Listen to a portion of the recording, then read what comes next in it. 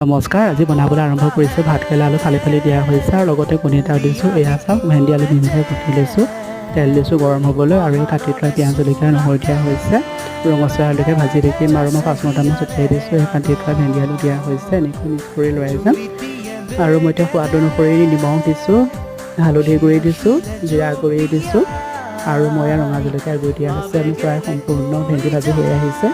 আৰু বইল কৰা ভাত কেৰেলা আলু মই পিঁয়াজ জলকীয়া নহৰু দিয়া হৈছে সোৱাদ অনুসৰি নিমখ মিঠাইৰ জোখমতে দিছোঁ আৰু মই এতিয়া এনেকৈ ভালদৰে সানি ল'ম